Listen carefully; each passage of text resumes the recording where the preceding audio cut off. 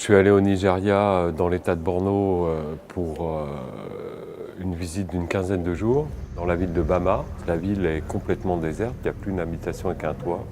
Il y a eu des maisons brûlées, des puits ouverts remplis de cadavres lors des affrontements militaires pour la reprise de cette ville. Et il y a plusieurs milliers de déplacés qui sont complètement dépendantes de l'aide, puisqu'elles n'ont plus aucune autonomie pour assurer leurs besoins, déjà depuis plusieurs mois. Les secours, notamment les secours alimentaires, ont été insuffisants.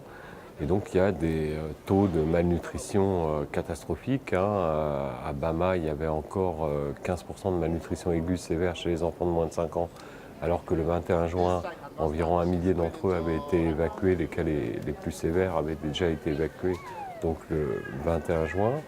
Les habitants ne manquent pas seulement de nourriture, ils manquent aussi d'abri. Ils se sont fait des petites cabanes avec des tôles, ils occupent certains bâtiments de l'hôpital. Tout ça est très précaire. En ce moment, il y a des très gros orages tropicaux.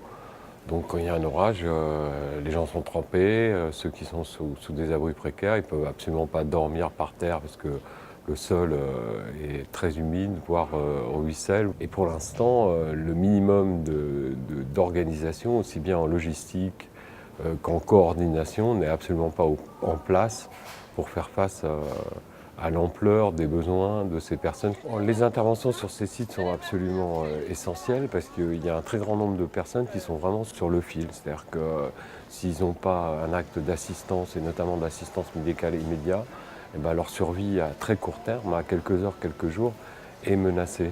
Il y a un climat d'insécurité. Par exemple, quand on va dans certains sites, les militaires du convoi tirent sur n'importe quel buisson qui bouge à la mitrailleuse lourde. Ils sont vraiment extrêmement mobilisés, attentifs à la possibilité d'une attaque au cours du voyage.